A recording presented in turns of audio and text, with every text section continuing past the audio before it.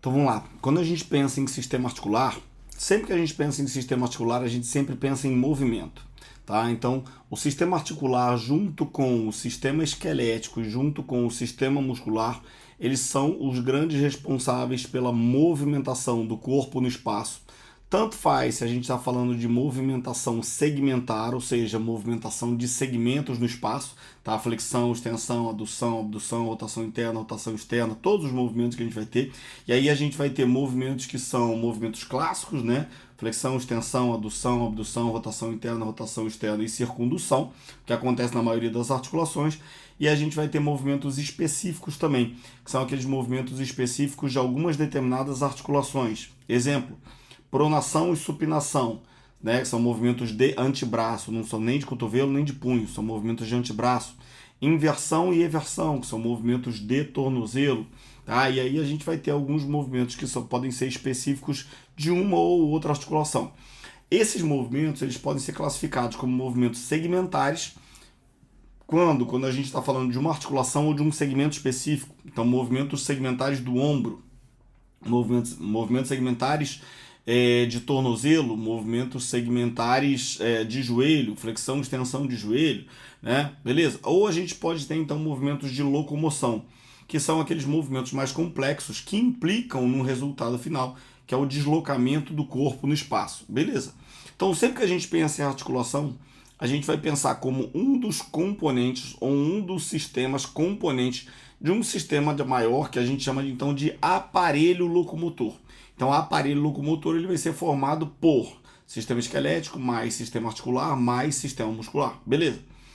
Qual a função de cada um dos tecidos quando a gente pensa em aparelho locomotor? Então, toda vez que a gente pensa em aparelho locomotor, eu penso o seguinte: o músculo é a estrutura responsável pela geração de movimento. E aí a gente vê dentro disso, então a gente vai ver muito isso quando a gente fala de fisiologia da contração muscular. Então, na fisiologia da contração muscular, então a gente vai ver que quando uma carga elétrica chega num determinado músculo, né, vai acontecer então a despolarização da placa motora. A despolarização da placa motora, então, que vai gerar a carga elétrica na fibra muscular, vai induzir a abertura de canais de cálcio, porque todos os cálcios são dependentes de voltagem. Então acontece então a abertura de canal de cálcio. Esse cálcio, então, ele vai sair dos retículos sarcoplasmáticos e vai ser despejado na fibra muscular.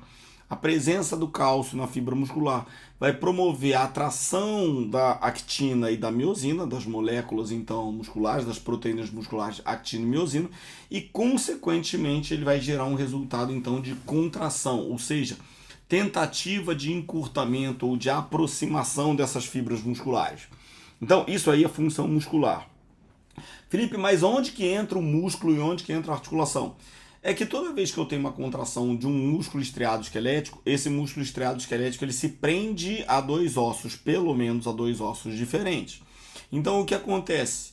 Se eu tenho uma tentativa de contração e essa contração ela for uma contração concêntrica, eu vou ter uma tendência de aproximação desses dois ossos. E essa aproximação dos dois ossos, então, pode me gerar movimentos, que podem ser flexão, extensão, inclinação, adução, abdução, rotação interna, rotação externa, dependendo do sentido, do posicionamento, da localização desse músculo. Agora, para que haja movimento, precisa existir um ponto de articulação entre esses dois ossos.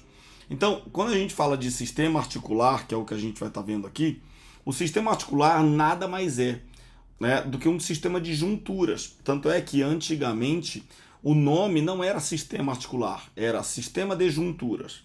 Ou seja, o que seria uma juntura? Um ponto de encontro, de interseção entre dois ossos, aonde vai acontecer movimento.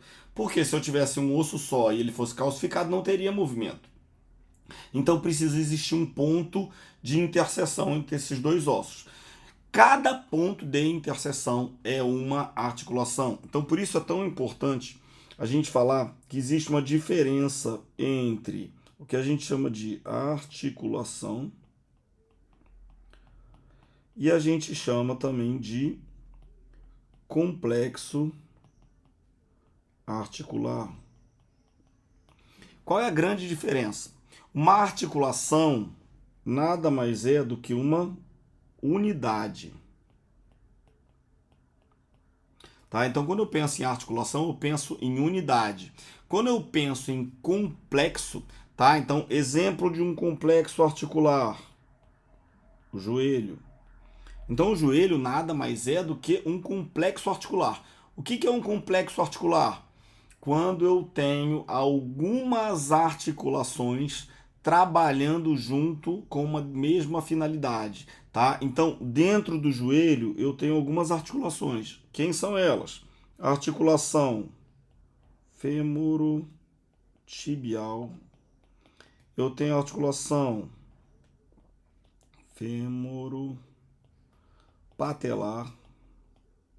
Tá? Essas são as minhas duas articulações estruturais do joelho. Por quê? Porque ficam dentro da mesma cápsula articular do joelho. Tanto é que a patela é o nosso maior osso, o mais importante osso sesamoide, que é um osso encontrado todo dentro de uma articulação.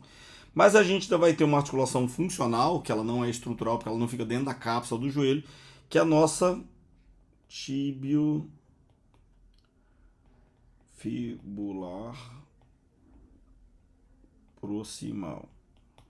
A tibiofibular proximal é uma articulação funcional do joelho, mas fica fora da cápsula, então estruturalmente não faz parte do joelho. Então o que é um complexo articular? No complexo articular, então, a gente tem algumas articulações trabalhando com uma mesma finalidade. Tá? Então, qual é a finalidade? Desempenhar os movimentos do complexo. Quais são os movimentos do complexo articular? Flexão, extensão, né, de joelho. E aí a gente vai ter, durante a flexão, a gente tem alguns movimentos que são complementares. Durante a flexão do joelho, a gente tem uma rotação da tíbia, né, principalmente nas amplitudes finais de rotação de joelho. E nas amplitudes finais de extensão do joelho, a gente tem uma rotação externa da tíbia. Mas são movimentos acessórios. Tá? Mas o joelho ele faz flexão e extensão. Então a femorotibial, né, trabalha na flexão e extensão. A femoropatelar, na verdade, a patela ela desliza para cima e para baixo no sulco da patela, que fica localizado no fêmur. Mas a função da patela, então, é facilitar, favorecer, auxiliar os movimentos do joelho, do complexo. Né? Que movimentos são esses? Flexão e extensão. Né? Qual é a finalidade, então, da articulação tibiofibular proximal? Facilitar também a flexão e extensão. Tá? Então, a gente vai ter movimentos da cabeça da fíbula em relação à epífise proximal da tíbia lateralmente que vão favorecer esse movimento. Então, a gente tem algumas articulações. Beleza? Aí quando a gente para ver então as articulações em si, essas articulações elas podem ser classificadas. Então, ó, quando a gente fala então de classificação, eu estou falando da classificação das articulações. Essas articulações elas podem ser classificadas de diferentes formas. Tá? A primeira forma que a gente vai classificar a articulação é quanto à quantidade de movimento. Então a gente vai ter, quanto à quantidade de movimento, a gente vai ter as suturas. Opa, perdão, não é E. É suturas e sindesmoses. Suturas e sindesmoses são articulações classificadas como articulações imóveis. Aí a gente para e pensa o seguinte: poxa, por que a gente tem uma articulação imóvel se a função de qualquer articulação é permitir movimento entre dois ossos diferentes? Então, qual é a lógica de eu ter uma articulação imóvel? É só a gente parar para pensar o seguinte: aonde a gente vai encontrar sutura? Então, a gente encontra sutura nos ossos do crânio. Tá? Então, quando a gente pega um crânio, tá? A gente vai ver que o crânio ele vai ser formado por vários ossos diferentes. Tá? Então, aqui eu posso ter o meu osso parietal, né? Que eu vou ter, na verdade, o meu osso parietal. Aqui eu vou ter o meu osso frontal. Aqui eu vou ter o meu osso temporal. Aqui eu vou ter o meu osso occipital, tá? Dependendo da posição. Esses ossos, eles se articulam através de suturas, tá? Então, o que são as suturas? Suturas nada mais são do que articulações encontradas entre os ossos do crânio. São articulações formadas por tecido fibroso, tá? Então, são articulações fibrosas. E a principal característica dessas suturas, então, As suturas, elas são articulações chamadas de articulações imóveis. Aí a gente para e pensa, poxa, mas a articulação imóvel, toda articulação tem a finalidade de permitir movimento. Por que vai ser uma articulação imóvel?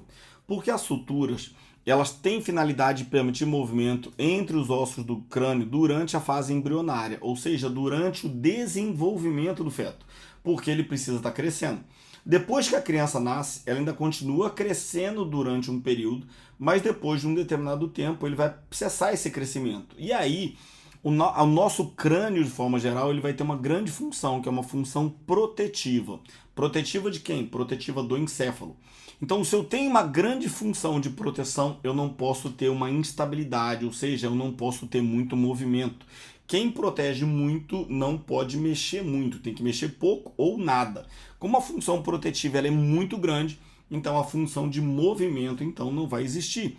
Então esses ossos eles vão se encontrar, eles formam um tecido fibroso que depois de alguns anos ele calcifica completamente. Então por isso que a gente tem articulações que a gente chama de articulações imóveis. Suturas a gente só tem no crânio, tá? Então suturas, tá? É um nome específico das articulações imóveis entre ossos diferentes do crânio. E aí a gente vai ter algumas suturas muito conhecidas, né? A sutura frontal ou coronal, a sutura sagital, a sutura occipital.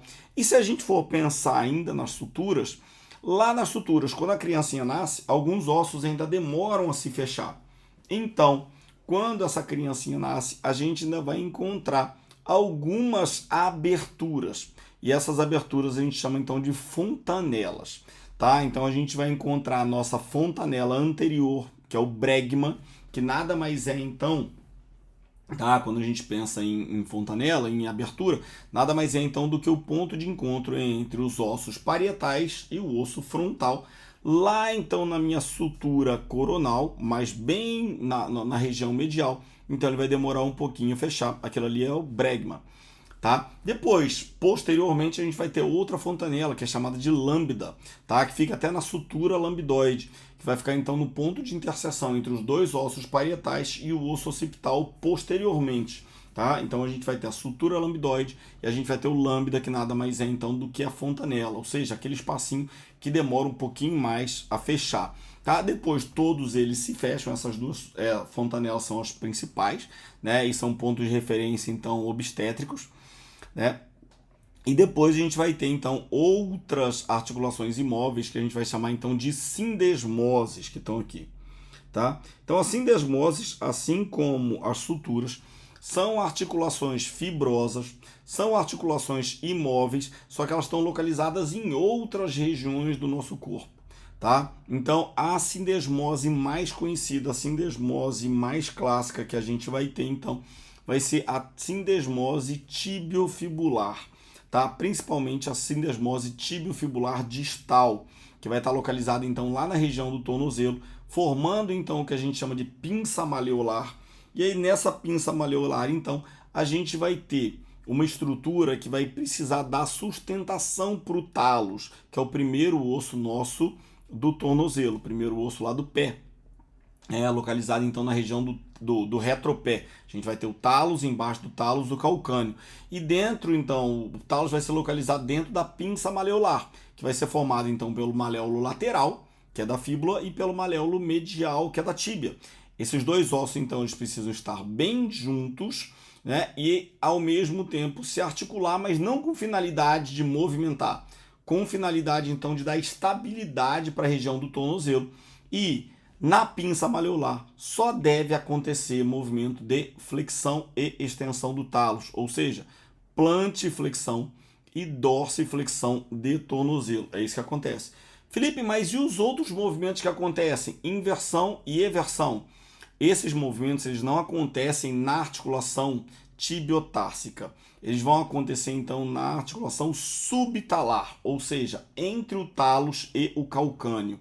Então é entre o talos e o calcâneo que acontecem então os movimentos de inversão e eversão, tá? Então essas são as nossas articulações imóveis, tá? Que são as articulações então as suturas e as sindesmoses. Depois a gente vai ter outra classificação, que vão ser as sínfises e sincondroses, tá? Então, as sínfises e as sincondroses são articulações, então, cartilaginosas. Então, característica delas, então, elas são cartilaginosas e elas são chamadas, então, de semimóveis. Tá? Então, eu tenho articulações aqui semimóveis, tá? Então, elas não são imóveis, elas são, então, articulações semimóveis. Possuem movimentos, mas não possuem tanto movimento assim. Então, se a gente parar para pensar, poxa, uma articulação que tem muito movimento, né? Ela protege pouco. Uma articulação que não tem movimento, que é o que a gente falou das suturas e das sindesmoses, né? Elas protegem muito. E as articulações, então, semimóveis? Então, eu tenho função protetiva, mas, ao mesmo tempo, eu preciso ter movimento. Então, principais exemplos aqui, quando a gente pensa, então, de sínfise, eu lembro logo, ó, sínfise púbica. Poxa, sínfise púbica, então, é a articulação entre os pubis, né? Ou seja, que representa, então, a porção anterior do nosso osso ilíaco. Então, meu pubis direito se articula com o meu pubis esquerdo através de um disco fibrocartilaginoso, chamado de sínfise. No caso, então, sínfise púbica. Toda sínfise é formada por um disco fibrocartilaginoso. Então, outro exemplo de sínfise, os discos intervertebrais. Então, discos intervertebrais, tá? Ou seja, as articulações entre os corpos vertebrais, que são formadas através dos discos intervertebrais, também são articulações denominadas sínfises, tá? Então, toda sínfise sempre vai ser formada por um disco fibrocartilaginoso formado por anéis fibrosos que cercam, então, um núcleo pulposo. Felipe, mas tem núcleo pulposo também na sínfise púbica? Tem. Tem núcleo pulposo também nos discos intervertebrais? Tem, tá? Esse núcleo pulposo, então, que vai dar o balanço aí em relação à parte de movimentação dessas articulações. Só que a gente tem outras articulações, então, além das sínfises, que são as sincondroses. Felipe, qual a grande diferença entre sínfise e sincondrose? Se a gente está falando, então, de articulações cartilaginosas, né? Então, sincondrose também é articulação cartilaginosa? Sim. Só que a sincondrose, ela não tem disco. Então, quando a gente está pensando em sincondrose, eu tenho que levar em consideração que eu não vou ter disco nas sincondroses, tá? Então, as sincondroses são aquelas articulações que não tem disco. Então, o que ela tem? Um osso sendo continuado por uma cartilagem, tá? Então, a sincondrose é quando a gente vai ter um osso continuado por cartilagem. Onde que a gente vai encontrar, então, essas sincondroses? Na caixa torácica. Tá? Então, na caixa torácica, a gente vai encontrar as articulações chamadas de torácica. A gente vai encontrar as articulações chamadas, então, de sincondroses, tá? Que são a costocondral e a condroesternal. Felipe, mas como assim articulação costocondral e articulação condroesternal? Vou pegar uma imagenzinha aqui para a gente dar uma olhada nisso. Aqui, então, a gente está vendo caixa torácica e a gente vai perceber o seguinte. Aqui eu tenho o meu osso externo, onde eu estou passando a linhazinha preta aqui. Então, esse aqui é o meu osso externo. Aqui onde eu sublinhei, então, é a região superior que é chamada de manúbrio do externo. Entre o manúbrio do externo e o corpo do externo, que eu estou sublinhando aqui agora, a gente vai ter um ângulozinho e uma articulação. O ângulo aqui vai ser ângulo de Lewis, tá? E a gente vai ter uma articulaçãozinha, tá? E essa articulaçãozinha, então, vai ser uma articulação entre o manúbrio e o corpo. Essa articulação, então, ela vai ser uma articulação fibrosa, ou seja, não tem movimento. Qual o tecido que forma aquela articulação? tá? Então vai ser tecido fibroso, diferente de tecido cartilaginoso, tá? Então qual vai ser a classificação dessa articulação? Ela vai ser uma sindesmose.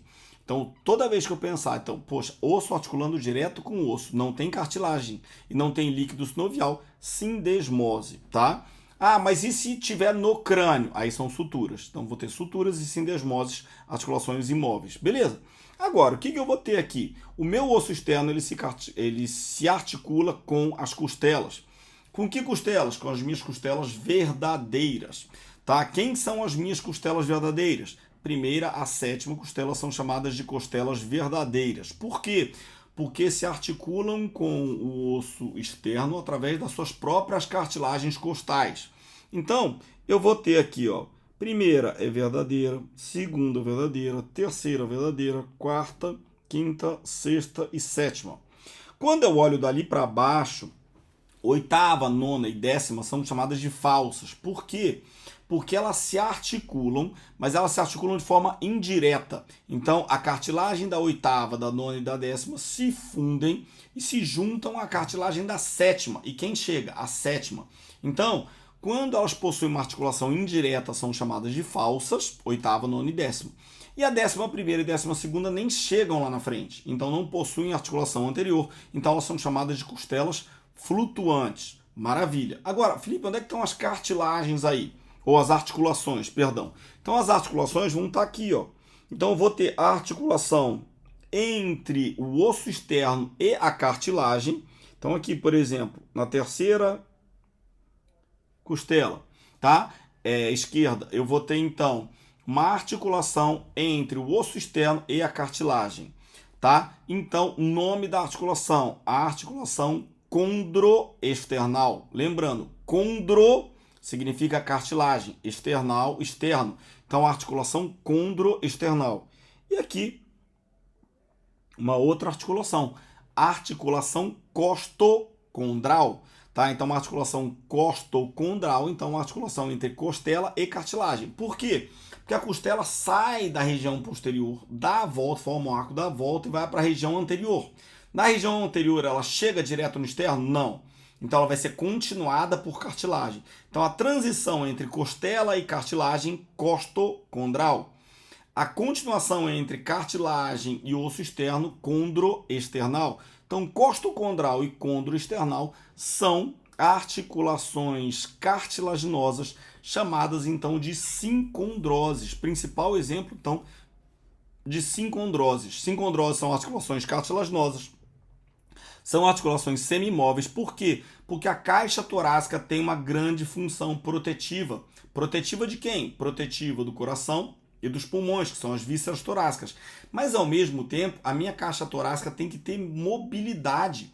Por quê? Porque durante os movimentos respiratórios, de inspiração e expiração, que na verdade são movimentos ventilatórios, essa caixa torácica então precisa se deformar. Então, se eu tivesse só osso calcificado, eu não teria deformação dessa caixa torácica. Então, por isso eu vou precisar então desse tipo de articulação. É uma articulação semimóvel, ou são articulações semimóveis, permitem mobilidade, mas permitem um certo grau de mobilidade, ou seja, não é toda a mobilidade possível. Então a gente vai ter restrição quanto à quantidade de movimento, mas são articulações então semimóveis, tá? E aí a gente vai ter para todas as costelas verdadeiras.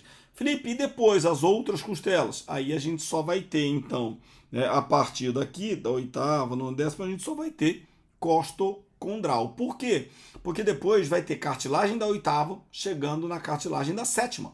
E aí não tem mais externo, então vai ser condro com condro, condrocondral. Então eu teria costocondral, condroesternal e condrocondral, tá?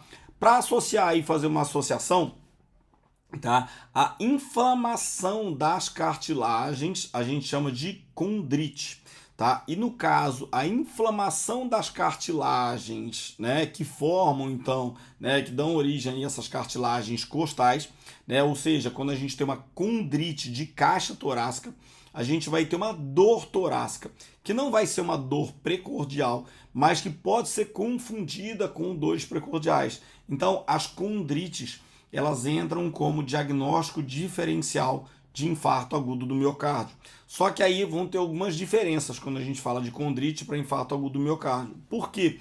Porque a condrite ela não cessa após esforço. Então se eu parar de fazer esforço, a condrite vai parar? Não. Então ela vai ter uma característica inflamatória mesmo, ou seja, ela vai persistir durante todo o processo inflamatório. E quando a gente pensa em angina ou infarto, o infarto vai evoluir, é óbvio, né, por causa de uma obstrução. E quando a gente pensa de uma angina, a gente pensa que parou de fazer atividade física, diminuiu o metabolismo, diminui a demanda, consequentemente diminui a frequência, diminui dor, né? Então isso vai acontecer. Na condrite ele vai continuar doendo e a condrite então é tratada com anti-inflamatório, porque vai ser um processo então inflamatório, tá? Então articulações semimóveis, tá? Então a gente vai ter as articulações cartilaginosas, classificação dessas articulações cartilaginosas, sínfises, quando possuírem discos, tá? Então possui disco intervertebral, sínfise,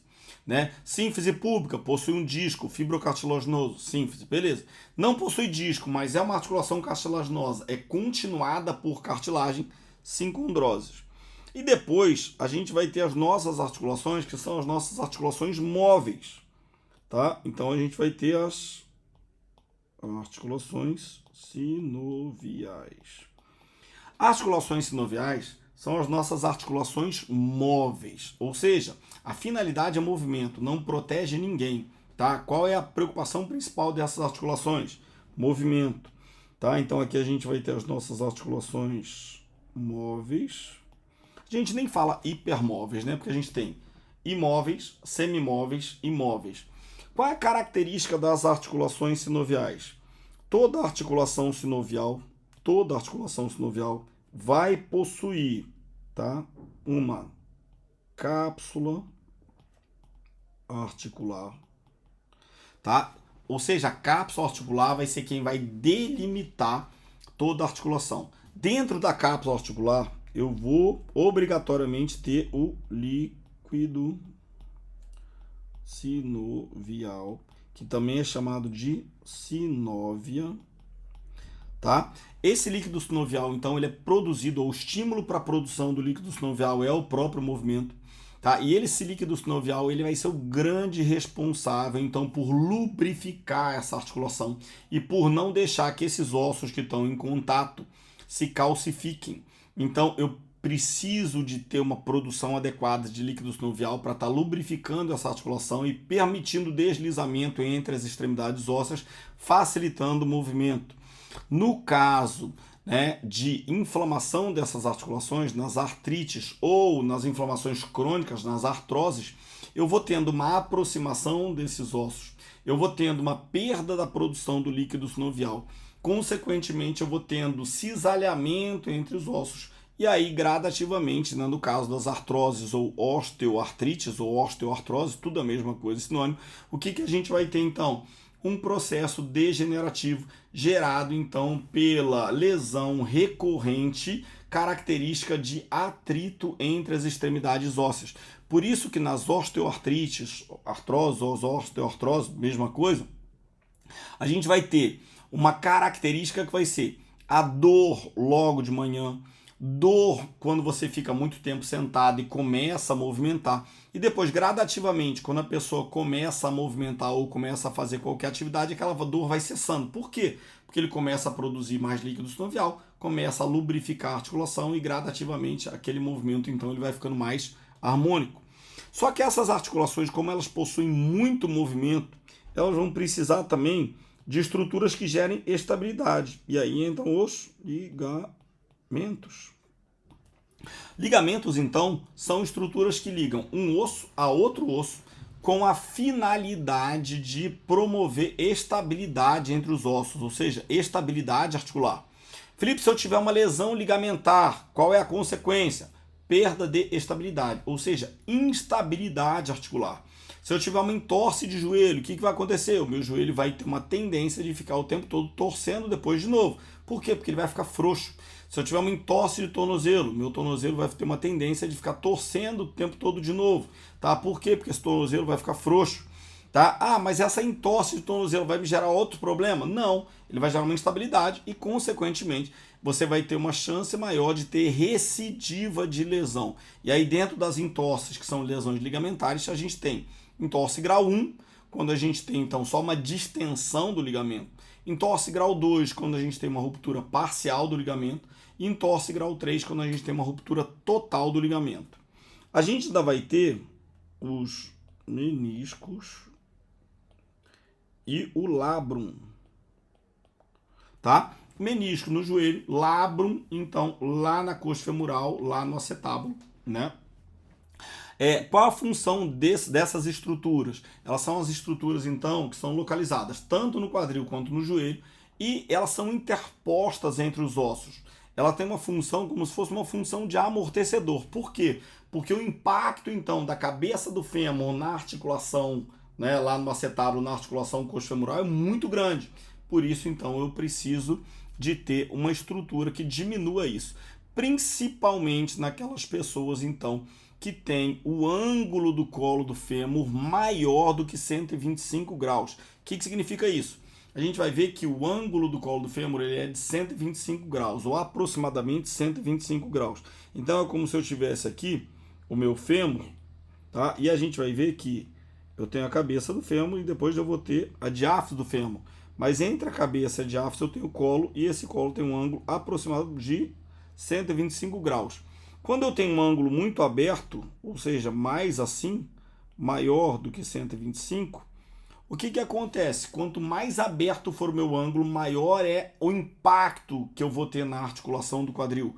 Consequentemente, esse paciente vai ter uma tendência de desenvolver um quadro de coxartrose, que seria então o processo degenerativo da articulação do quadril, da articulação coxofemoral. Tá? Além disso tudo, então, cápsula articular, líquido, ligamentos, a gente vai encontrar outras estruturas chamadas de bursas. O que são as bursas? Bursas são bolsas, tá? Repletas de líquido sinovial, que tem como função, então, impedir o atrito entre tendões que se inserem próximo das articulações, então, com o osso, durante os movimentos, então, da articulação.